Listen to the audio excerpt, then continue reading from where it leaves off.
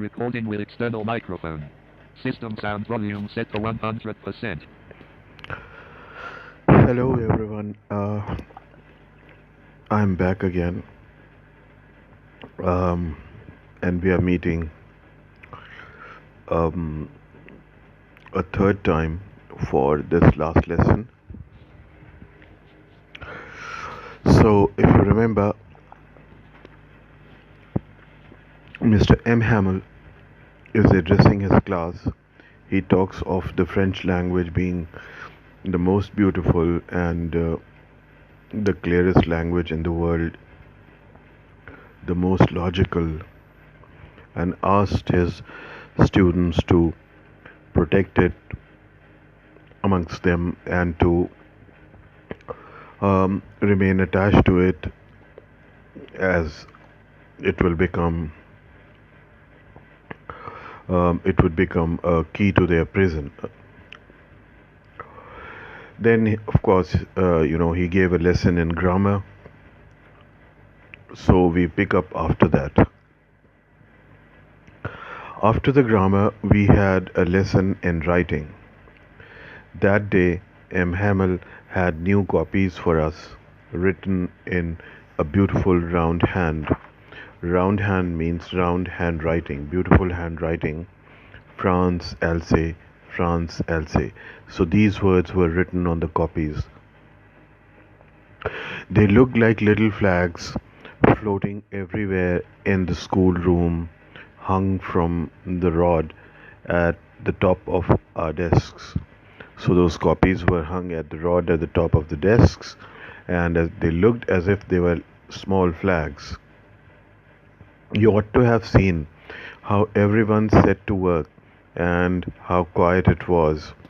So there was pin drop silence and everybody was focused on writing. The only sound was the scratching of the pens over the paper. Yes, that was the only sound. Once some beetles flew in, but nobody paid any attention to them, not even the littlest ones who worked right on, tracing their fishing hooks, as if that was French too. So once some beetles flew in, and nobody paid any attention to that, not even the littlest ones. The little kids are usually attracted by things like insects, but even they didn't pay any attention. They just kept tracing with their fishing hooks. One of the word trace is to make marks, so they were trying to make marks with the help of fishing hooks, uh, as if that was also French. They were trying to ape others, copy others. बच्चे थे छोटे तो अपने fishing hook से उसी तरह करने की कोशिश कर रहे थे जैसे लोग पेन से करते हैं. So everyone was lost, and everyone was in a state of shock. On the roof, the pigeons cooed very low, and I thought to myself, will they make them sing in German, even the pigeons? Now, this statement is important. You see, it may have other implications also, but you may answer it in your own way. But look, the statement clearly suggests that a language comes to a person naturally. No language can ever be forced. Just as you cannot force a language on birds and animals, similarly you cannot force a language on human beings. हमारी अपनी ज़बानें जो हैं हिंदी उर्दू, ये अगर हम किसी school में ना भी जाएं तो भी हम बोलना सीख जाते हैं. लिखना ना आए वो अलग बात है. तो अगर हमें डिग्री लेनी हो तो हम दूसरे माने स्कूल्स कॉलेजेस वगैरह में जाते हैं. So no one can really force us to learn a language. And nowadays, of course, we have got linguistic human rights, constitutional protections, etc. And also it is a satire that Germans, they have the power. They can stop the Prussians, they can stop teaching or learning of French, and they can start the teaching of German, but they cannot really force their language upon the local people. So we carry on.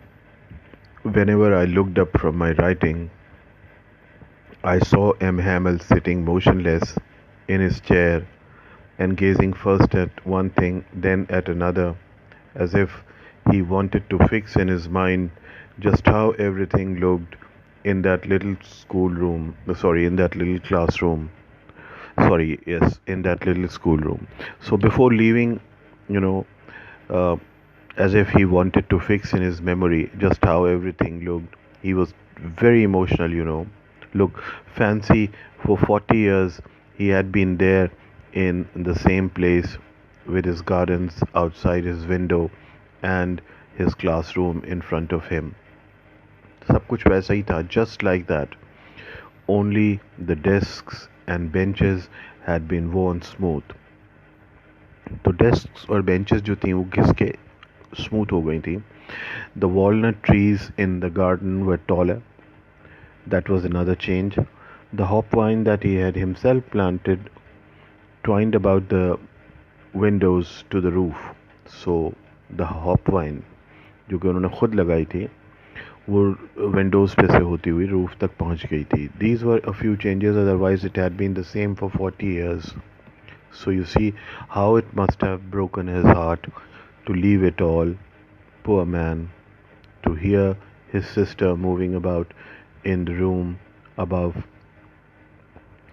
packing their trunks, for they must leave the country the next day. So he was forced to leave. That was a great shock for him.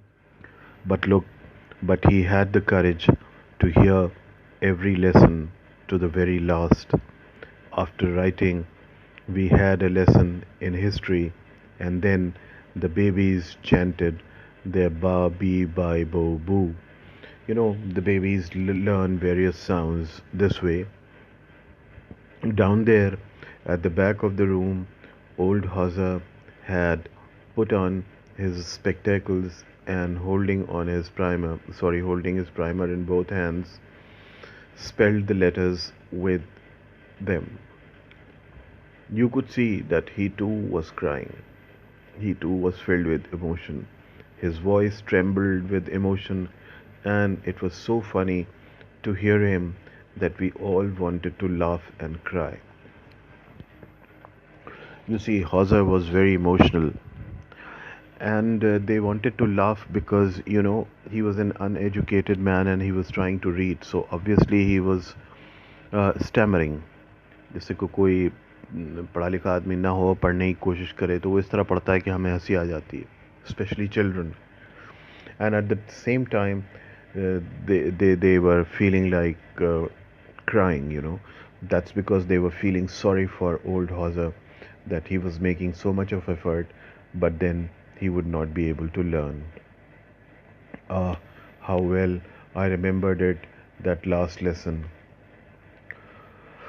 All at once, the church clock struck 12, then the Angelus.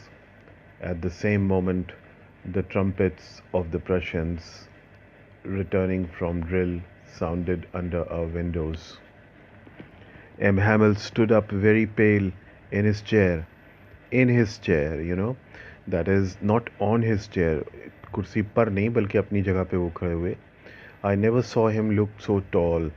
So this phrase, never saw him look so tall, means never saw him so confident. Although he was pale, but he was very confident. My friends, said he, I, but something choked him. He could not go on.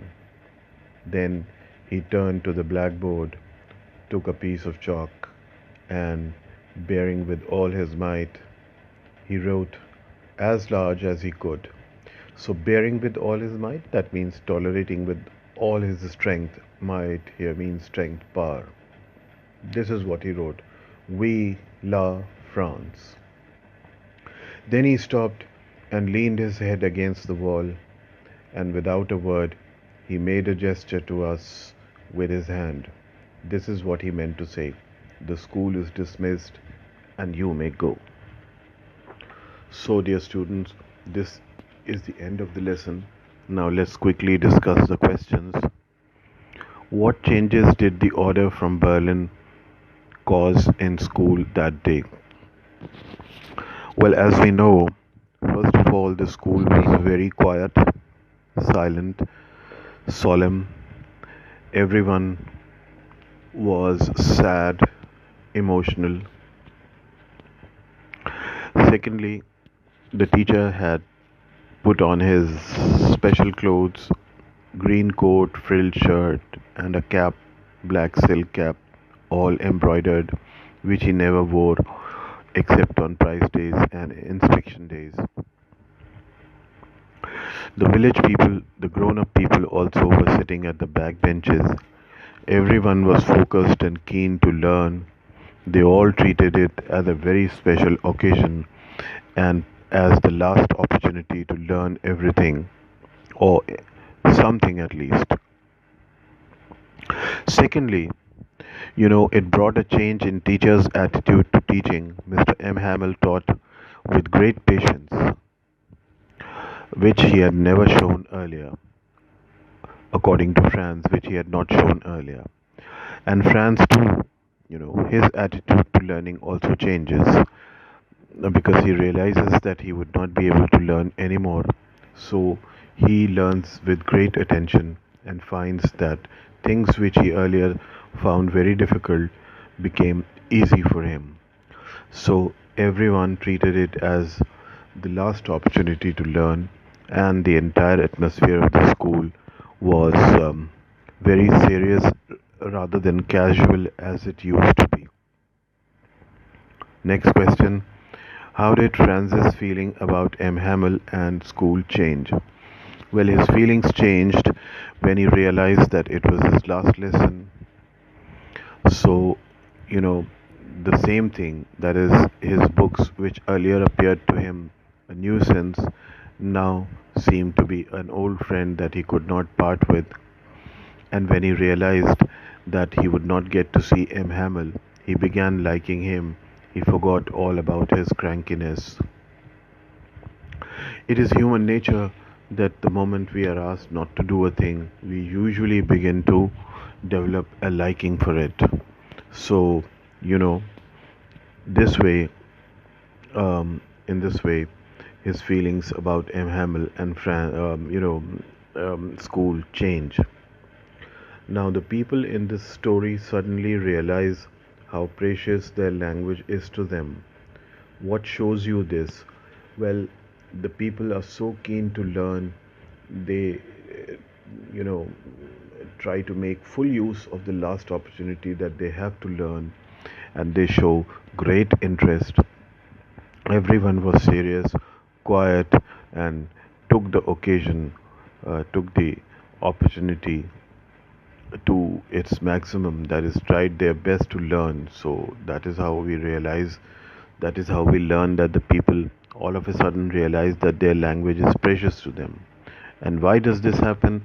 This happens because, the teaching of French was prohibited and the teaching of German was going to start.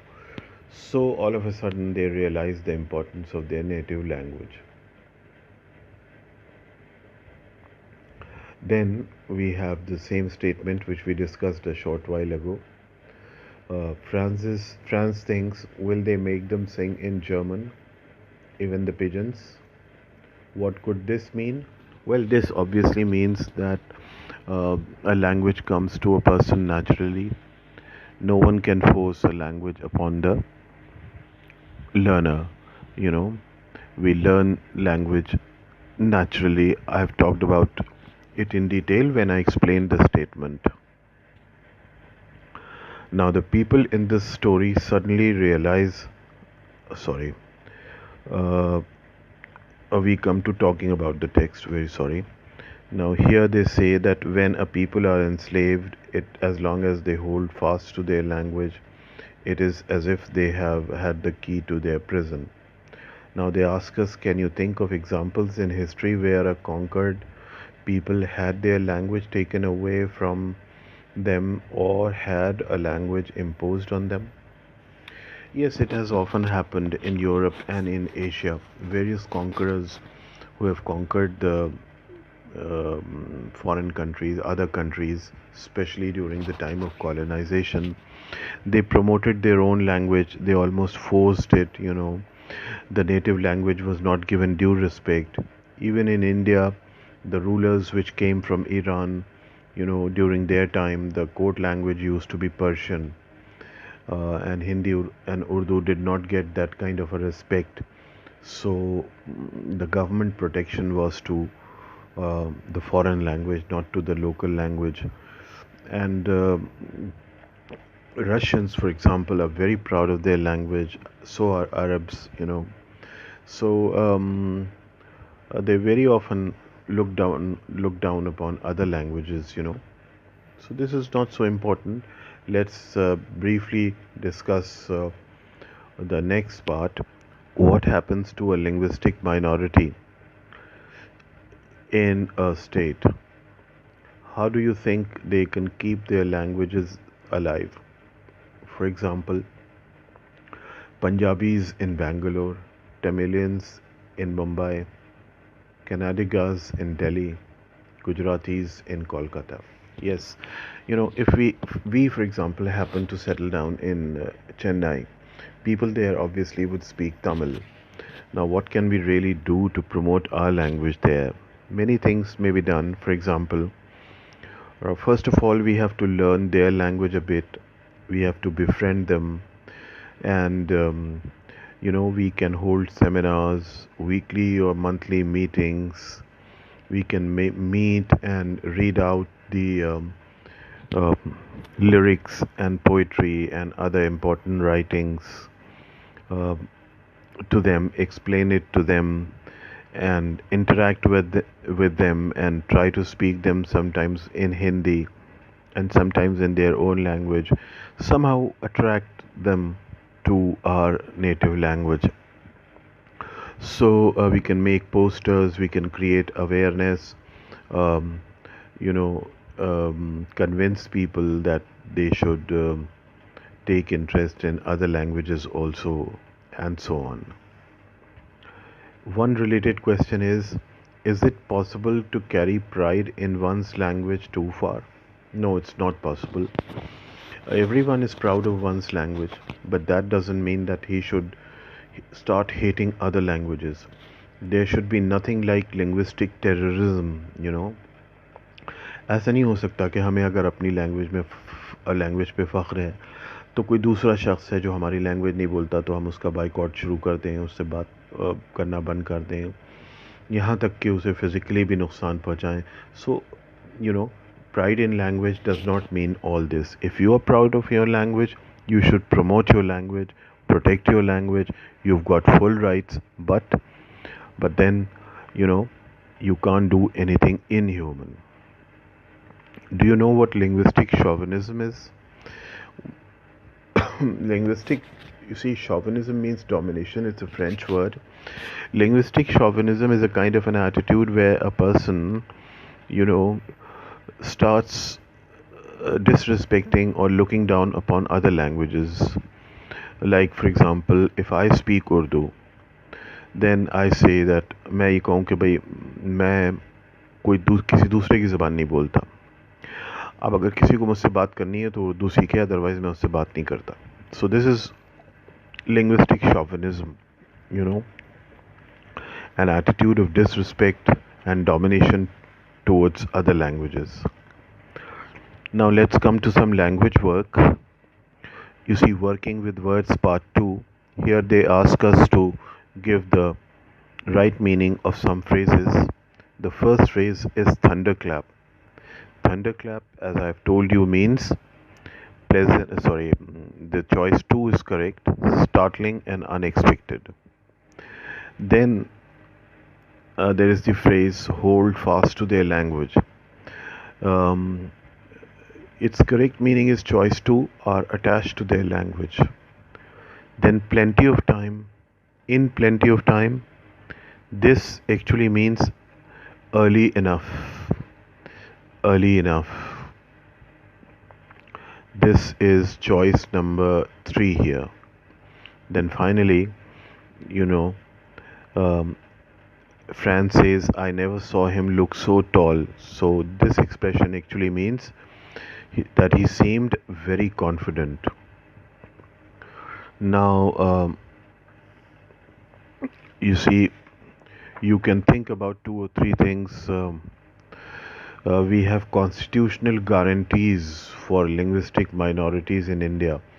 You see, our constitution guarantees that the government shall protect and promote the languages of the linguistic minorities. We have got full uh, linguistic rights. So think about it and collect more information. And then you see, there is something called linguistic human rights. Now, in our time, just as we have got other human rights, so we have linguistic human rights as well. This means that no one can really force us to speak his or her language, number one. Number two, uh, we have got full right to promote and protect our own language. Even in jail or in prison, no one can take away the right to study our language, to promote or protect our language. Then, as I said in the beginning, you see, there is the three language formula. In a country like ours where there is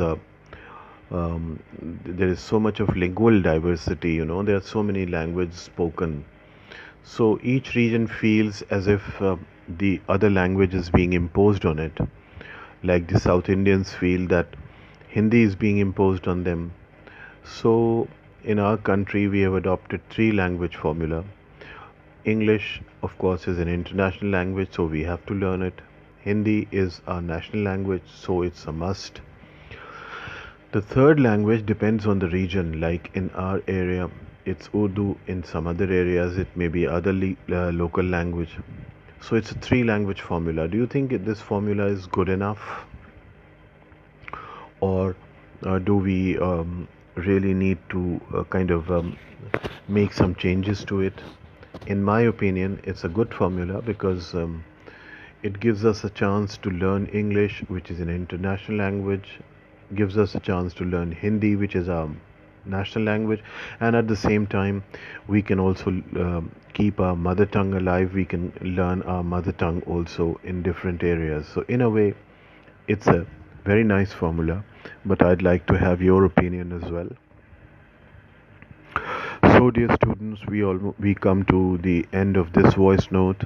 Now, as far as core course is concerned, I've given you um, voice notes on Spender's poem, and then on last lesson. If you have any queries or problems, you can take my number from description, ring me, take an appointment, and then I'll address your problems and difficulties. A lot of study material has already been posted by other teachers, so this might be my last voice note to you. Let's see. If necessary, I'll meet you again for another voice note, But for the time being, it's, keep fit and fine, and it's goodbye from me. Device unlocked. Pause button.